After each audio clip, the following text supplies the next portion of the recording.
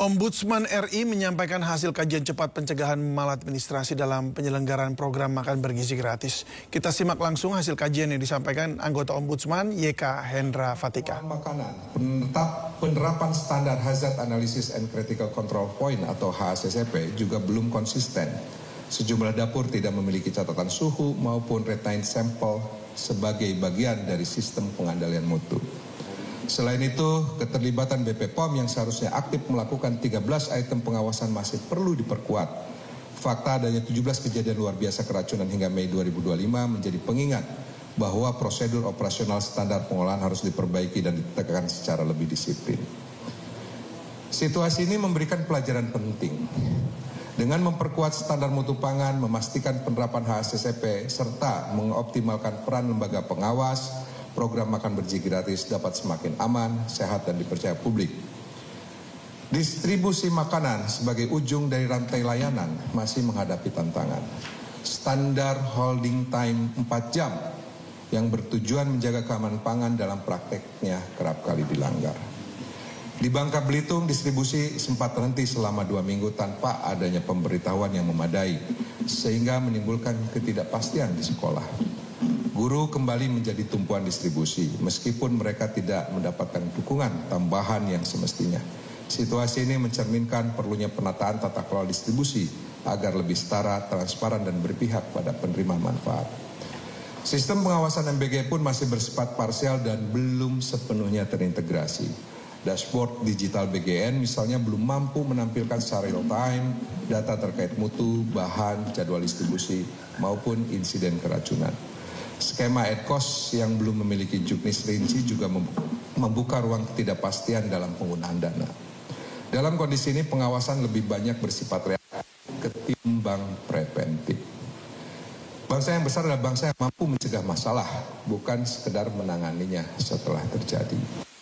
Bapak, Ibu, dan kawan-kawan media yang saya hormati, dari hasil kajian Ombudsman ini, kesimpulannya terdapat 8 masalah utama dalam penyelenggaraan program makan bergizi gratis. Pertama adalah kesenjangan yang lebar. Kedua adalah maraknya kasus keracunan massal yang terjadi di berbagai daerah. Ketiga, permasalahan dalam penetapan mitra yayasan, transparan dan rawan konflik kepentingan. Keempat, keterbatasan dan pemetaan sumber daya manusia termasuk keterlambatan honorarium serta beban kerja guru dan relawan. Kelima, ketidaksesuaian mutu bahan baku akibat belum adanya standar acceptance quality limit yang tegas. Keenam, penerapan standar pengolahan makanan yang belum konsisten. Ketujuh, distribusi makanan yang belum tertib dan masih membebani guru di sekolah. Dan kedelapan, sistem pengawasan yang belum terintegrasi masih bersifat reaktif dan belum sepenuhnya berbasiskan data. Kedelapan permasalahan tersebut menimbulkan resiko turunnya kepercayaan publik, bahkan telah memicu kekecewaan dan kemarahan masyarakat. Sehingga diperlukan langkah perbaikan yang cepat, terukur, transparan agar tujuan utama program makan bergizi gratis sebagai wujud kehadiran negara dalam melindungi dan mensejahterakan rakyat tetap terjaga. Ombudsman sangat tidak mengharapkan program MBG ini jadikan kanal yang membangkitkan kemarahan masyarakat yang berpotensi ditumpangi oleh kepentingan politik tertentu, dan ini yang harus diwaspadai di kemudian hari. Merujuk pada 8 permasalahan dalam pelaksanaan program MBG, Ombudsman Republik Indonesia menemukan sedikitnya 4 potensi maladministrasi utama dalam penyelenggaraan program ini. Pertama, adanya penundaan berlarut. Yang kedua, adanya diskriminasi. Yang ketiga, adanya ketidakmampuan atau lemahnya kompetensi dalam penerapan SOP. Yang keempat, adanya penyimpangan prosedur. Keempat bentuk maladministrasi ini bukan hanya menggambarkan kelemahan tata kelola, tapi sekaligus menjadi pengingat penting bahwa prinsip pelayanan publik, yaitu kepastian, akuntabilitas, dan keterbukaan sebagaimana diatur oleh Undang-Undang Nomor 25 tahun 2009 harus ditegakkan secara konsisten. Dalam kaitan itu, perlu disadari bahwa faktor eksternal, khususnya potensi intervensi politik juga tidak dapat diabaikan dalam melihat dinamika penyelenggaraan program MBG. Keterkaitan sejumlah yayasan dengan jejaring kekuasaan berpotensi menggeser orientasi program dari fokus utama pada perbaikan gizi menuju kepentingan yang lebih sempit. Jika tidak diantisipasi sejak dini melalui regulasi yang jelas, mekanisme seleksi yang transparan, serta pengawasan yang independen, maka hal ini dapat melahirkan bentuk maladministrasi struktural yang menghambat efektivitas program. Oleh karena itu, penguatan tata kelola menjadi langkah yang krusial agar MBG tetap berada pada jalur sebagai instrumen peningkatan kualitas gizi dan pembangunan sumber daya manusia Indonesia. Sistem yang baik akan melahirkan keadilan yang berkelanjutan. Dalam konteks inilah Ombudsman Republik Indonesia menekankan perlunya pembinaan dan pengawasan keberlanjutan oleh BGN. Pengawasan tidak boleh hanya bersifat reaktif, tapi harus konsisten, berbasis data, dan menggunakan instrumen yang jelas. Terkait pencegahan 4 potensi maladministrasi, Ombudsman Republik Indonesia merumuskan 3 saran utama untuk memperkuat tata kelola program makan bergizi gratis. Jadi 3 saran itu apa saja? Yang pertama, saran untuk aspek penetapan penerima bantuan dalam kurung yayasan dan SPPG. Yang kedua adalah saran pada aspek penyelenggaraan SPPG. Yang ketiga adalah saran pada aspek pengawasan MBG. Mari kita satu-satu diperjelas. Saran pertama yaitu pada aspek penetapan penerima bantuan yayasan dan SPPG, maka saran Ombudsman adalah BGN perlu segera menyempurnakan regulasi atau juknis program MBG terutama terkait 3 hal. Yaitu memperkuat verifikasi dan penetapan penerimaan bantuan yang harus jelas dengan kepastian waktu, adil, terbuka, dan akuntabel. Yang kedua, pemenuhan syarat calon penerima manfaat seperti sekolah perlu didasarkan pada kriteria objektif. Misalnya jarak, infrastruktur, dan kesiapan dukungan data dari pemerintah daerah. Yang ketiga, proses MOU antara SPPG dan sekolah harus memiliki panduan yang tegas, melarang pungutan tidak resmi, serta menyediakan mekanisme pelaporan bila ada penyimpangan. Selain itu, Badan Gizi Nasional perlu menambah sejumlah personel dan dengan kompetensi yang sesuai. Sekaligus meningkatkan kapasitas manajemen kelembagaan. Dengan begitu, proses verifikasi yang seringkali dikeluhkan oleh calon pengelola dapur, proses administrasi dan pengelolaan anggaran dapat berjalan lebih efektif, transparan, dan akuntabel. Kedua, saran pada aspek penyelenggaraan SPPG. Ombudsman menyampaikan 7 butir saran konkret yang mencakup seluruh rantai layanan. Yang pertama adalah perlu ada pengendalian mutu bahan yang lebih ketat. Yang kedua, BGN harus menerbitkan juknis kemitraan nasional yang mengatur mekanisme harga, pembayaran serta pembagian margin secara transparan sehingga mengurangi potensi moral hazard.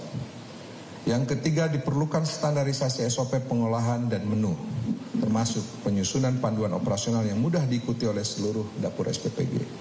Yang keempat, distribusi makanan harus dijalankan dengan konsistensi yang tinggi, memastikan ketepatan jumlah, mutu, dan waktu sampai ke penerima manfaat. Yang kelima, arus kas harus dijaga tetap lancar, misalnya melalui skema pembayaran yang tepat waktu, agar honorarium staf dapur dan biaya operasional tidak lagi tertunda. BGN yang keenam disarankan membangun dashboard monitoring digital untuk memantau suhu masak, keterlambatan distribusi, serta deviasi SOP secara real time. Yang ketujuh, BP POM harus dilibatkan secara penuh dalam seluruh rantai pengawasan, mulai dari pengolahan hingga distribusi agar aspek keamanan pangan benar-benar terjamin. 3, yaitu saran pada aspek pengawasan MBG. Nah, ini yang mungkin pasti banyak ditunggu-tunggu. Pada aspek pengawasan MBG, Badan Gizi Nasional perlu memperkuat pembinaan dan pengawasan. Program MBG melalui 3 langkah utama. Jadi pengawasan program MBG ini ada 3 langkah utama yang harus disempurnakan oleh Badan Gizi Nasional. Yang pertama, sistem koordinasi. Sistem koordinasi harus dibangun lebih efektif antara pemerintah pusat, daerah, dan komunitas lokal agar layanan MBG responsif terhadap kondisi lapangan. BP POM dan Dinas Kesehatan wajib dilibatkan penuh dalam inspeksi keamanan pangan. Yang kedua, evaluasi pelaksanaan SPPG harus dilakukan berkelanjutan untuk mencegah diskriminasi, maladministrasi, dan penurunan kualitas layanan.